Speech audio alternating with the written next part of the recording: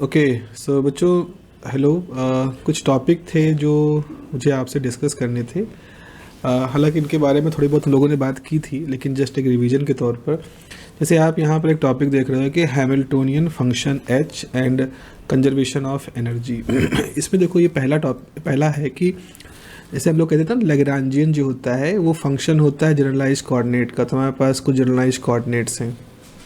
जो generalise coordinate, Lagrangian generalise coordinate का भी फंक्शन होता है, साथ ही साथ जो जनरलाइज वेलोसिटी होती है उसका फंक्शन भी होता है, और टाइम का फंक्शन भी होता है। तो जैसे यहाँ पे लिखा है कि आपका कोऑर्डिनेट सबका फंक्शन है। अब ये है उसका शॉर्ट हैंड नोटेशन। अब हम इसको टाइम डेरिवेटिव लेते हैं, टोटल टाइम डेरिवेटिव। तो आपने इसको डिफ्रेंशिएट कर दिया टाइम के साथ में। तो इसका तरीका क्या है कि जैसे आपने del L by del Q one लिखा, डी क्यू वन लिखा, फिर आपने del L by del Q two लिखा, डी क्यू टू लिखा। इस तरह से आप कहाँ तक लिखोगे? Del L by del Q one D Q one तक। फिर आप लिखोगे del L by del Q one dot D Q one dot, फिर del L by del Q two dot D Q two dot, और कहाँ तक लिखोगे? Del L by del Q one dot D q dot तक। और फिर आखिरी में लिखोगे del L by del t और टोटल डी टी। क्योंकि आप यहाँ पर टी को भी डिफरेंट कर रख रहे हो, तो आपको हर जगह यहाँ पर डी टी, यहाँ पर हर जगह आपको डी टी लिखना पड़ेगा। तो आपको हर जगह यहाँ पर डी टी लिखना पड़ेगा। ये हो गया आपका डी टी के फॉर्म में, और ये भी हो जाएगा डी टी। अब देखो, इतना लंबा चौड़ा तो हम यहाँ पे लिखेंगे नहीं। ये जो इतना लंबा चौड़ा सा हिसाब किताब है, इसको हमें कुछ शॉर्ट करना पड़ेगा। ये जो लंबा चौड़ा सा हिसाब है, इसको भी हमें कुछ शॉर्ट करना पड़ेगा। ये तो कैंसिल हो जाएगा। तो इसको शॉर्ट हैंड नोटेशन में हम कैसे लिख रहे हैं, जरा देखो। इसको ऐसे लिख रहे हैं, जस्ट इसे लिख सकते हैं डेल एल बाई, हम इसको लिख सकते हैं D L by D T is summation. Short hand notation है। मान लो के एक हमने कोई चूज कर लिया, तो del L by del Q k और d q k by D t, ये इसके लिए है। तो आप जो के की वैल्यू मान लो 1 से n तक रन कर रहे, तो 1 रखोगे तो D L by D Q one D t, ये पहला टर्म आ जाएगा। के की वैल्यू 2 रखोगे तो दूसरा टर्म आ जाएगा। के की वैल्यू n रखोगे तीसरा टर्म आ जाएगा। तो ये इसके लिए हो गया। वेलोसिटी वाले, इस वाले के लिए क्या करोगे? समेशन रखो, कोई के चुन लो, जैसे पहले चुना है 1 to n del L by del q dot k d q के डॉट बटे डी टी हो जाएगा। और यहाँ पे तो कैंसिल हो गया है, तो आपके पास del L by del T सिर्फ इतना बचेगा। तो देखो यहाँ पर जो इक्वेशन नंबर ये है 21, ये यही चीज़ है जो मैंने लिखा है, यही हमारी इक्वेशन नंबर 21 है। अब लैग्रांजियन इक्वेशन में क्या होता है, आपको मालूम है कि d by D T of del L by del q dot minus del L by del q, ये 0 होता है। अगर हम इसको राइट साइड भी ले जाएं तो इसे हम क्या लिख सकते हैं? हम यहाँ पर राइट साइड का मतलब है हम यहाँ पर इसको भेजेंगे, 0 है, तो लिख सकते हैं d by D t del L by del q, general के लिए क्यू के कर दिया, is equal to del L by del Q k, dummy index के रूप में लिख रहे हैं। तो ये हमने यहाँ पर लिख दिया है। अब आप क्या करोगे, जहाँ del L by del Q k है, कहाँ है भाई del L by del Q k? देखो यहाँ पर ये है ना, del L by del Q k. तो आपको इसकी जगह पर ये वैल्यू, इसकी जगह पर ये पूरी वैल्यू उठा करके पुट कर देनी है। आप यहाँ पे पुट कर दोगे, तो देखो यहाँ पर, इसको मैं यहाँ पर लिख रहा हूँ, भागो नहीं भाई। अब हम यहाँ पे ऐसे लिख रहे हैं कि D L by D T is equal to summation के D by D T of del L by del Q के डॉट, और जो ये टर्म है इसको लिख सकते हैं क्यू के डॉट, ठीक है। और ऐसे ही यहाँ पर क्या होगा, यहाँ पर आपके पास दूसरा टर्म है del L by del Q k, ये तो वैसे कि वैसा रहेगा, और इसको भी हम वैसे दे देते हैं। तो इसको हमने लिख दिया है del L by del Q के डॉट और डी क्यू के dot by D t plus del L by del t, इसी चीज़ को हमने ये इक्वेशन हम यहाँ पर रिप्रोड्यूस कर रहे हैं। अब आप इन दोनों चीज़ को देखो, ये मैंने डेरिवेशन कराया है आपको मैंने बोर्ड पे कराया है। यहाँ पर ऐसा लग रहा है, ये जो पूरा चीज़ है ऐसा लग रहा है कि अगर आपके पास D by D T term होता, एक तरफ होता क्यू के डॉट, एक तरफ होता del L by del Q के डॉट, तो इसको डिफ्रेंशिएट करते तो यही होता। फर्स्ट फंक्शन सेकंड फंक्शन वाले लॉजिक से देखो, अगर आप इसको फर्स्ट फंक्शन मानो, इसको सेकंड फंक्शन मानो, जस्ट कोई कलर नहीं है मेरे पास, चलो और ये है, ठीक है। अब देखो यहाँ पर ये फर्स्ट फंक्शन मानो, सेकंड फंक्शन मानो, तो या इसको देखोगे तो यही है, इस मान लो इसको फर्स्ट फंक्शन माना, इसको सेकंड फंक्शन माना, तो पहले आप क्या करते हो, फर्स्ट फंक्शन का डिफ्रेंशिएशन, देखो ये हुआ है, second function as it is है, फिर दूसरे टर्म में क्या मानते हो कि फर्स्ट फंक्शन उसको एज इट इज़ रखोगे, सेकंड फंक्शन का डिफ्रेंशिएशन, तो ये हुआ। तो इसका मतलब ये शॉर्ट फॉर्म में ऐसे लिख सकते हैं। तो आपने यही चीज़ यहाँ पर शॉर्ट फॉर्म में इस तरह से लिख दिया है। फिर क्या किया, यहाँ पर भी डी बाई डी टी है, यहाँ पर भी डी बाई डी टी है, तो आपने इसको इधर ट्रांसफ़र कर दिया, या इसको इधर ट्रांसफ़र कर दो, इसको इधर ले जाओ, इसको इधर ले आओ।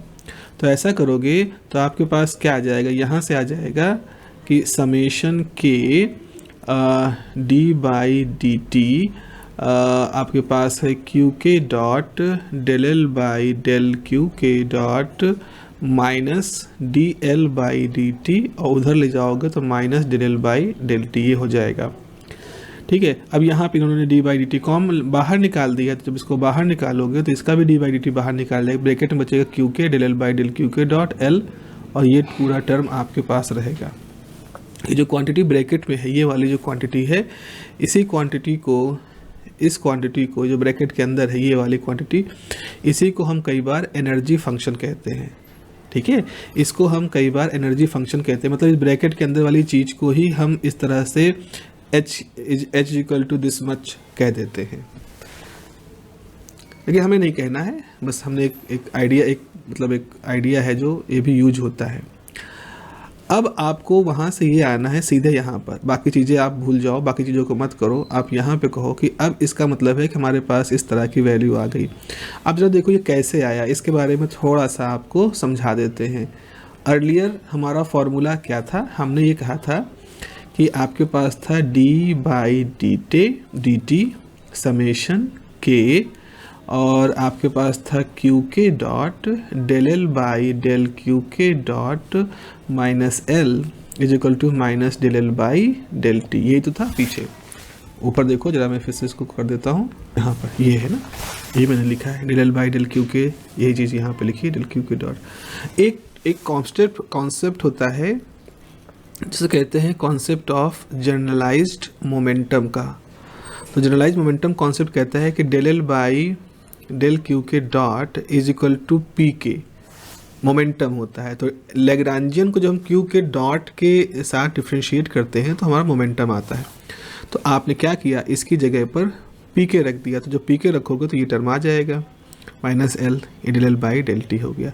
अब यहाँ पर ये जो एच है इसको हम हैमिल्टोनियन फंक्शन कहते हैं, ये जो पूरा है ब्रैकेट के अंदर, यानी जो समेशन है पी के क्यू के डॉट माइनस एल, ये जो पूरी वैल्यू है, इसी चीज़ को हम हैमिल्टोनियन कहते हैं।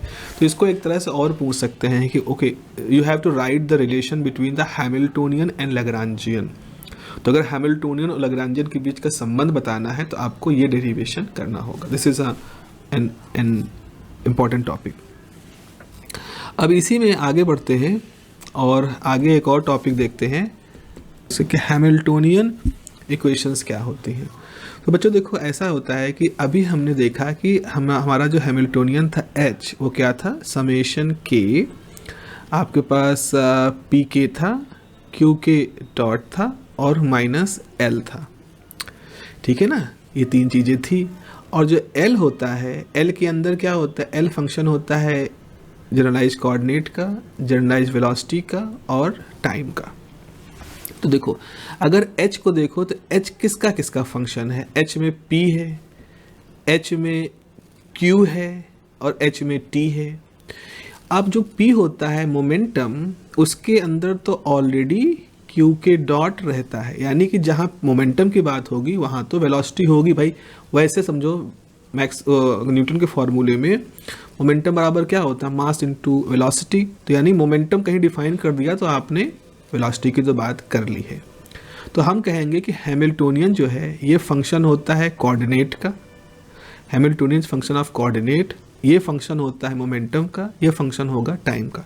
आप कहोगे सर आपने वेलोसिटी क्यों नहीं लिखा, यहाँ p लिखा, यहाँ q लिखा, t लिखा, आपने q डॉट क्यों नहीं लिखा? क्योंकि बेटा p के अंदर ऑलरेडी q होता है। अब वो तो यहाँ मैथमेटिक्स ऐसी थी कि यहाँ हमें दो चीज़ें मल्टीप्लाई में लिखनी पड़ी, क्योंकि तभी इन दोनों का प्रोडक्ट जो होगा वो एनर्जी का होगा। एनर्जी की डायमेंशन क्या होती है, जैसे हाफ mv² है, काइनेटिक एनर्जी होती है हाफ mv², हाफ तो कोई डायमेंशन नहीं होती, mv² से ही एनर्जी की डायमेंशन आती है। तो यहाँ मोमेंटम क्या है mv और q डॉट क्या है v, तो v मल्टीप्लाई होगा v² हो जाएगा। तो इसकी डायमेंशन एनर्जी के आने के लिए p और q का मल्टीप्लिकेशन हुआ। l तो एनर्जी होता ही है भाई, t माइनस वी भी तो एनर्जी की डायमेंशन होगी। तो इसीलिए हम हैमिल्टोनियन जो फंक्शन होता है उसको फंक्शन मानते हैं q का, p का और t का। वेलोसिटी p के अंदर आ जाती है। अब आप देखो, अब आप इसी चीज़ को एक्सपैंड करो तो आपको डी कैसे लिखोगे? जो मल्टी वेरिएबल कैलकुलस का फॉर्मूला होता है कि del H by del Q k d q k, और मान लो हमने यहाँ पर कोई समेशन लगा दिया k के ऊपर, फिर हमने ऐसे लिख दिया समेशन लगा दिया k के ऊपर और लिख दिया del H by del p k d p k, और यहाँ समेशन लगा दिया केवल, अब h तो केवल t का फंक्शन है तो आपने ये लिख दिया। तो इस तरह से आपने हैमिल्टोनियन को इस फॉर्मूले से लिख दिया। एक तो ये तरीका हो गया हैमिल्टोनियन को लिखने का। अब हम क्या करते हैं, अब देखेंगे कि एक और तरीका तो है हैमिल्टोनियन को लिखने का। एक तरीका क्या है कि समेशन के पी के क्यू के डॉट माइनस एल, और एल क्या होता है लिखने का तरीका, एल होता है L is function of q के डॉट एंड टी। तो अब जो हम यहाँ पर डिफरेंशिएशन के रूल इस्तेमाल ही कर रहे हैं तो इसको चलो प्रॉपर तरीके से इस्तेमाल कर लेते हैं। तो देखो यहाँ पर इक्वेशन ये है, ये देखो बेटा ये वाली इक्वेशन है, जिसे h है, h is the function of p q l होता है। तो आपने इसको डिफरेंशिएट किया, जैसे इसको डिफरेंशिएट करोगे तो p एक फंक्शन है, q एक फंक्शन है, l एक फंक्शन है, तो dh बराबर क्या लिखा जाएगा। अब यहाँ पे आप फर्स्ट फंक्शन सेकंड फंक्शन से करो तो आप एक तो लिखोगे ऐसे लिखोगे q k as a first function differentiation of second function, फिर क्या लिखोगे, फिर लिखोगे second function differentiation of q k first function minus d L, और इसको समेशन लिखोगे तो समेशन के ये हो जाएगा क्यू के डॉट डेल पी के छूट ना जाए, देख रहे हैं ना, प्लस समेशन के पी के डी क्यू के डॉट माइनस डी एल, ये हो जाएगा। और यही चीज़ यहाँ पर आया है। एल भी फंक्शन ऑफ क्यू होता है, क्यू डॉट होता है, टी होता है, तो आपने एल को भी एक्सपेंड कर दिया। एल का पहले के साथ डिफ्रेंशिएट किया डी के, एल का के डेट क्यू डॉट के साथ डिफ्रेंशिएशन किया ये, और एल का टी के साथ डिफ्रेंशिएट किया तो ये आ गया। जनरलाइज कोऑर्डिनेट हमारा होता है del L by del q p k dot, तो आपने जहाँ del L by del q है वहाँ पी के डॉट कर दिया। तो पहला फंक्शन में जब पी के डॉट रख दोगे, यहाँ जहाँ पी के रख दोगे क्योंकि डॉट के साथ है ये वाला है, सॉरी ये वाला है, इसकी जगह पे आपको रख देना है पी के। यहाँ पे देखो इसकी जगह पे क्या रखा आपने, del L by del q. Lagrange equation क्या होती है, लेग्रांजे इक्वेशन होती है d by D t del L by del Q के dot minus del L by del Q k, ऐसे होती है। इसको हम ऐसे लिख सकते हैं del L by del Q k बराबर डी बाई डी टी, और इसकी वैल्यू क्या होती है पी के, तो ये जाएगी पी के। अब इसको टाइम के साथ डेरिवेटिव लोगे तो हो जाएगा पी के डॉट। तो आप देखो यहाँ पर जरा ध्यान से देखो, यहाँ पर जो ये वाला टर्म था del L by del Q k, तो del L by del Q k को लिख दिया पी के डॉट, यहाँ पे दिख रहा है। ये जो टर्म था del L by del Q के डॉट, इस del L by del Q के डॉट को ये जो फार्मूला होता है जनरलाइज मोमेंटम का, उस फार्मूले से लिख दिया आपने पी के। यहाँ डेल क्यू के डॉट था एज इट इज़ रहा, यहाँ डेल क्यू के था एज इट इज़ रहा, और ये वैल्यू भी जो थी वो एज इट इज़ रही। अब इतना कुछ करने के बाद आपको इस फार्मूले में सर रख देना है। इस फार्मूले में ये आप समझी गए कैसे हुआ, ये समझी गए। डेल एल की वैल्यू ये जो पूरी है यहाँ से उठा करके आपको रख देनी है।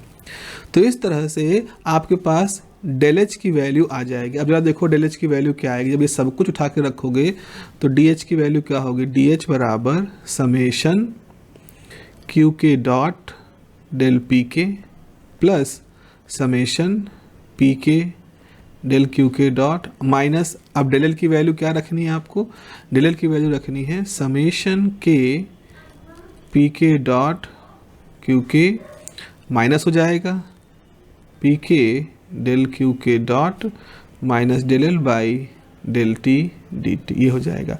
कुछ कैंसिल हो रहा है क्या यहाँ पर, देखिए देखो यहाँ पर पी के डी के डॉट डॉ है, पी के डी के डॉट ये कैंसिल हो जाएगा।